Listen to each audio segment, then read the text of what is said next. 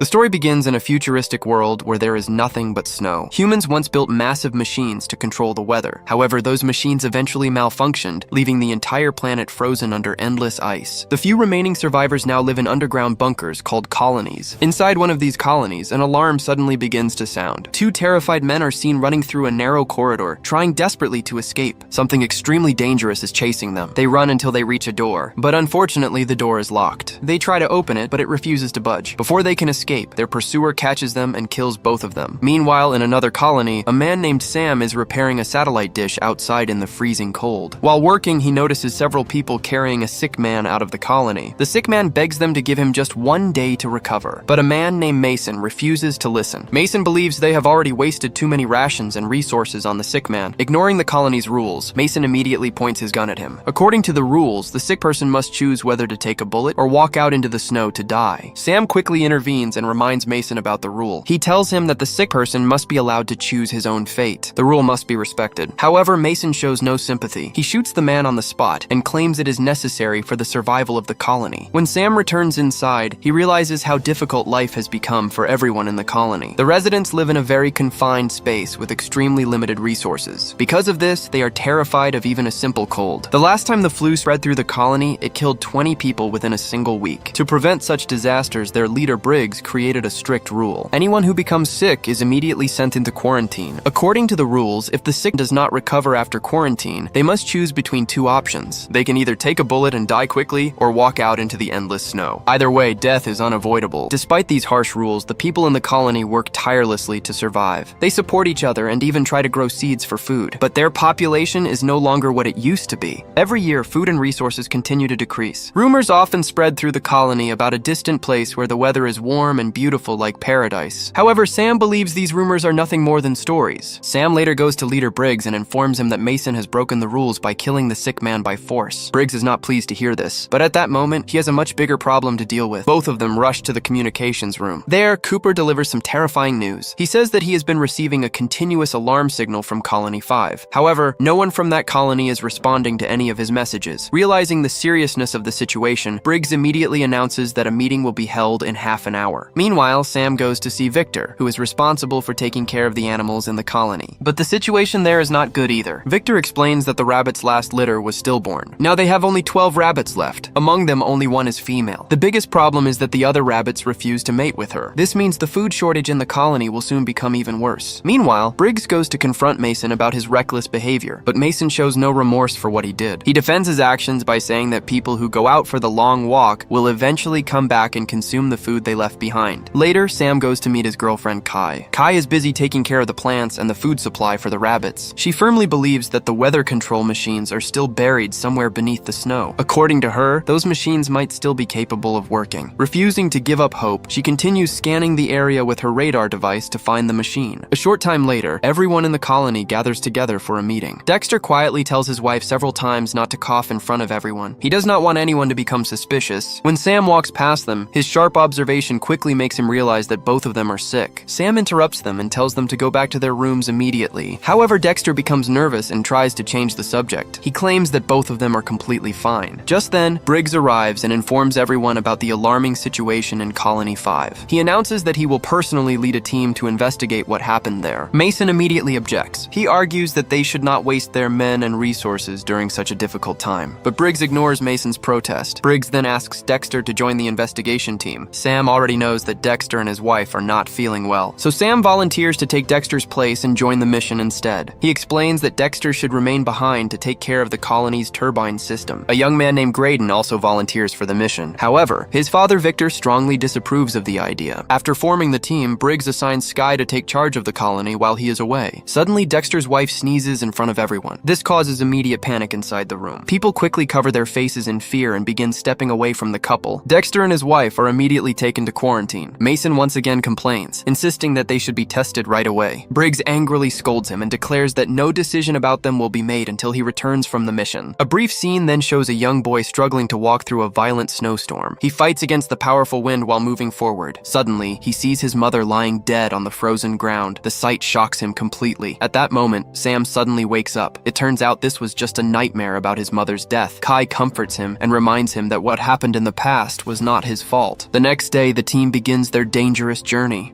They must walk for many miles through endless frozen snow and powerful icy winds. As they pass through an abandoned old town, they discover an ancient weather vane. For a moment, this discovery gives everyone a little hope, but unfortunately, the machine is broken and no longer working. After traveling further, the team eventually reaches an old bridge. They carefully prepare to cross it. The bridge had been abandoned for many years and was now in terrible condition. Crossing it was extremely dangerous and could cost them their lives. As they slowly move forward, a part of the bridge suddenly collapses under Briggs's feet. He quickly steps back just in time. If he had been even a second late, a disaster could have happened. When they finally reach the other side of the bridge, they discover a car parked nearby. Next to the car lies the body of a man with a gun still in his hand. When they look inside the car, they are shocked to see the man's entire family lying dead inside. It quickly becomes clear that the man killed his own family before taking his own life. He likely did this so that his loved ones would not have to suffer in this frozen nightmare. After walking for many miles through the snow, the three men eventually discover a crashed helicopter. They decide to stay inside it for the night. Graydon has never seen a plane or helicopter fly in his entire life. Because of this, the sight of the helicopter surprises him greatly. While resting there, Briggs contacts the colony to ask about the situation back home. Cooper informs him that Dexter and his wife are getting worse. Mason continues insisting that they should be tested immediately. Hearing this, Briggs firmly tells Cooper that if Mason tries to take control or cross his limits, he may have to use force against him. Later that night, while they are talking, Graydon finds an old magazine inside the helicopter. The others tease him about it. Briggs then explains that this is the same place where he found Sam many years ago. Hearing this, Sam begins telling Graydon his story. He explains that when he was a child, his family and several other people were hiding in old mining tunnels. Eventually, their supplies ran out completely. They were forced to eat their dogs and even their horses just to survive. After that, Sam's father and a few other men left for the nearby town to look for help, but they never returned. Soon, people inside the mine began dying one after another. Seeing the situation worsen, Sam tried to take his mother and younger sister somewhere safer. Unfortunately, they were caught in a powerful snowstorm. During the storm, they became separated from each other. Sam never saw his mother or sister again. He explains that if Briggs had not found him that day, he would have died there as well. The next day, the three men finally reach Colony 5. They are immediately shocked to see bloodstains outside the main gate. As they enter the colony, they notice a strange smell of smoke in the air. When they walk down the stairs, they discover even more blood. It is the same corridor that was shown at the beginning of the story. The colony was supposed to have around 50 people living there, but the complete silence makes the situation even more disturbing. Briggs hands a gun to Graydon. The three of them carefully begin searching the colony. In every corridor they enter, they find blood on the walls and belongings scattered across the floor. At this point, they become convinced that no one could have survived. Suddenly, they hear a strange noise coming from a locked room. Sam immediately breaks the lock on the door. When the door opens, they see a man lying on the ground inside. They slowly move closer to him, but suddenly the man starts screaming in fear and begs them to spare his life. The man's name is Leland. The three quickly assure him that they are not enemies and that they will not hurt him. Leland begs them to close the door again before they give him any food or water. He had been trapped inside that room for several days. He had no idea whether anyone else in the colony was still alive. Leland explained that a few days earlier, the colony had repaired its antenna and received a message. He then began playing that message for the three of them. A video appeared on the screen showing a man standing in a place where there was no snow. The man explained that his group had successfully repaired a weather control machine. After fixing the machine, the frozen ice in their area had begun to melt. Now they had fertile land where crops could grow. All they needed were some seeds to begin farming. Unfortunately, the video suddenly cut off before revealing the exact location of the place. Leland continued explaining that they tried to follow the signal from the message. They even dug a tunnel in hopes of finding the warm area shown in the video. The team from the colony had sent them on this mission. However, they never managed to find the place. Instead, something extremely dangerous discovered them along the way and followed them back to the colony. Sam asked Leland to mark the location on the map where they had traveled. Briggs then promised Leland that they would take him safely back to their own colony. But Leland was completely terrified at the idea of leaving the room. The three men collected whatever food and supplies they could find. Finally, they decided to leave and attempted to take Leland with them, but suddenly, they heard some horrifying noises echoing through the colony. Leland became so frightened that he ran back into the room and locked the door again. Now, Briggs, Sam, and Graydon had no choice but to continue without him. As they moved deeper into the colony, they began hearing disturbing screams and loud banging sounds. Soon they noticed the flickering light of torches ahead. When they got closer, the sight before them shocked them completely. They saw a man cutting pieces from a human body.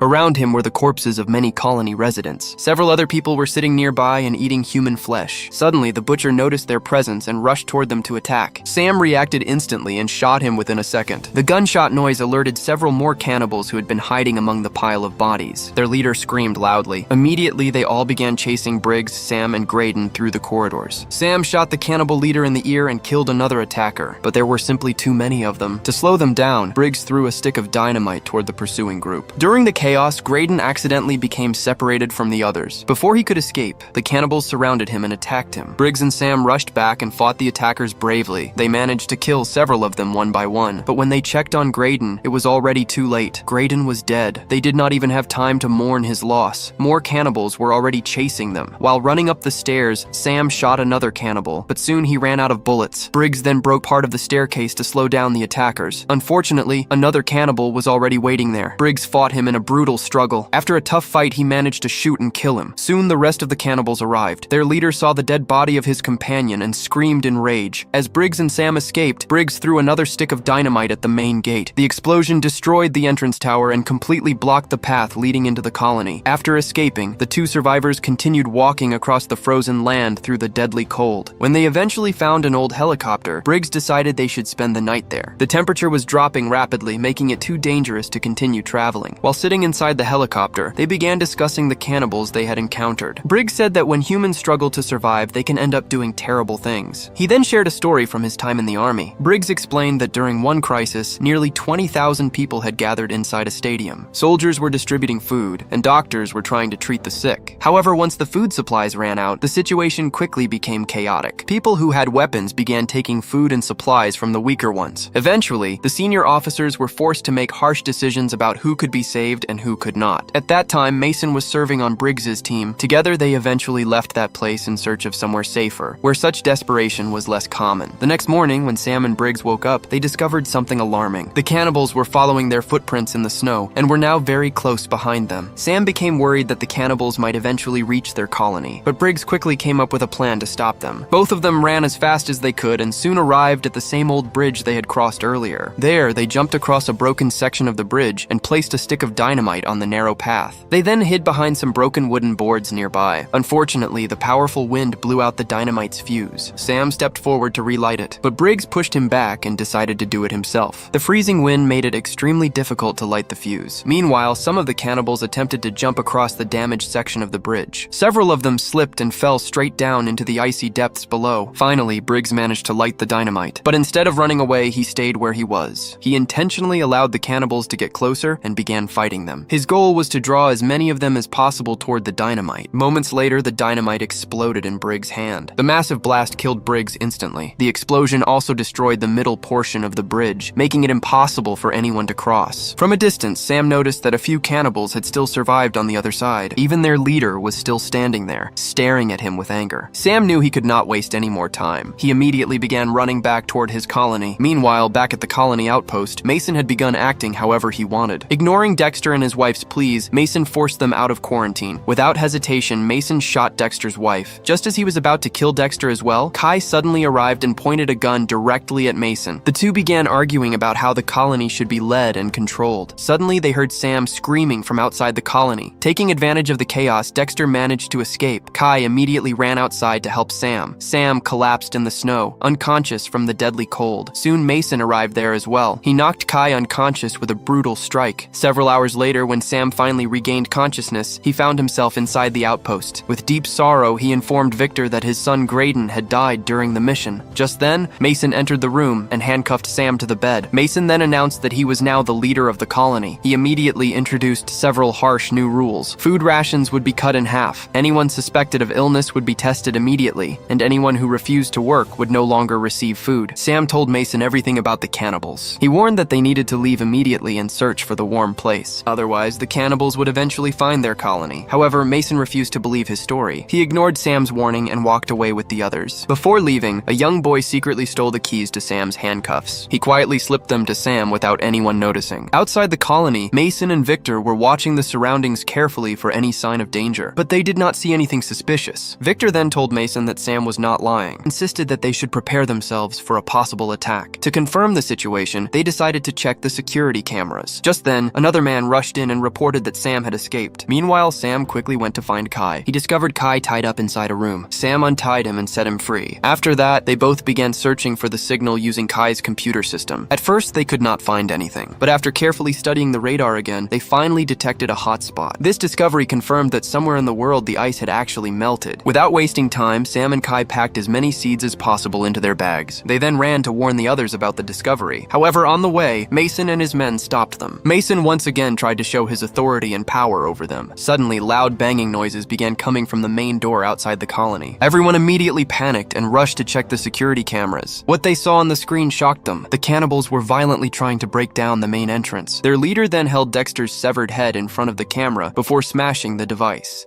Seeing this horrifying scene, Mason finally realized that Sam had been telling the truth. He immediately ordered that everyone capable of fighting should be given weapons. All the others were instructed to hide inside the secure vault. Cooper guided the civilians toward the vault and guarded the entrance. Meanwhile, Mason, Sam, and the armed group stood ready in the corridor with their weapons. They prepared themselves for the moment the enemy would break through the door. Suddenly, all the lights inside the colony went out. After a few moments, the lights turned back on. The main door was now open, but strangely, no one entered. Soon, strange noises began echoing throughout the colony's corridors. Suddenly, a cannibal jumped out of a ventilation shaft directly in front of Cooper. Cooper tried desperately to defend himself, but the cannibal knocked him down and rushed toward the vault entrance. Just before he could enter, the colonist quickly slammed the heavy vault door shut in his face. Meanwhile, in another corridor, a little girl had become separated from everyone else. She wandered through the hallway, searching for a place to hide. Unfortunately, a cannibal soon found her and killed her. At the same time, Mason and Sam's armed group realized something terrible. The cannibals had entered the colony through the ventilation system. The enemy soon surrounded them, and a brutal battle began. People were dying on both sides during the fight, but no matter how many cannibals they killed, their numbers never seemed to decrease. Amid the chaos, Sam and Kai managed to escape from the fight. Meanwhile, Victor, exhausted from all the running, decided to confront the cannibal leader by himself. Victor fought bravely against the cannibal leader, but unfortunately, the ferocious leader eventually overpowered him and killed him. Meanwhile, the injured Mason ran toward a secure room where several people who had not reached the vault were hiding. Mason rushed inside and quickly shut the door behind him, leaving Sam and Kai outside. Just then, a cannibal approached them in the corridor. Seeing this, one of the men inside pushed Mason aside, opened the door, and pulled Sam and Kai into the room. However, during the chaos, another cannibal managed to slip inside with them. Kai reacted instantly and shot the cannibal. Everyone then hurried to close the door again, but they all knew the door would not hold for long. The other cannibals had already arrived and were violently trying to break it down. Realizing the danger, Sam quickly opened a ventilation shaft. He ordered everyone to follow him through the vent to escape. Mason once again protested. He argued that if they went outside, they would freeze to death. He insisted that they should stay and fight the enemy instead. However, the others ignored him and began crawling through the vent. Sam was about to leave as well, but he suddenly stopped. He turned back and handed Mason his gun. Only a few seconds later, the cannibals broke through the door and attacked Mason. In desperation, Mason shot a nearby gas tank. The gunshot triggered a massive explosion. The blast and fire killed almost all of the cannibals inside the bunker. However, their leader survived by hiding inside a vent just before the explosion. Soon after, the ferocious leader reached Sam through the ventilation shaft. A brutal fight immediately began between them. During the struggle, a section of the vent suddenly broke. Both of them fell down into the animal room below. The fight continued there as well. Sam grabbed anything he could find and threw it at the attacker, but the powerful man was still stronger than Sam. He began beating Sam mercilessly. The cannibal threw Sam to the floor and started dragging him across the room. At that moment, Sam noticed a knife lying nearby. Seizing the opportunity, he grabbed the knife and stabbed the man in the leg. This time, Sam managed to overpower him. Filled with anger and desperation, Sam brutally attacked him. Finally, Sam ended the fight by killing the cannibal leader and saving his own life. When Sam tried to escape, he saw that the entire corridor was now filled with fire. Outside the bunker, Kai and the remaining survivors had already escaped through a ventilation shaft. They stood outside in the snow, watching their bunker burn in flames. Just then, Sam finally emerged from the wreckage and joined them. He encouraged everyone and told them that they now had only one option. They must search for the warm place shown in the video message. The small group then began walking through the endless snow together. They carried hope that somewhere ahead they would find a safer place to live, and with that hope, the story comes to an end.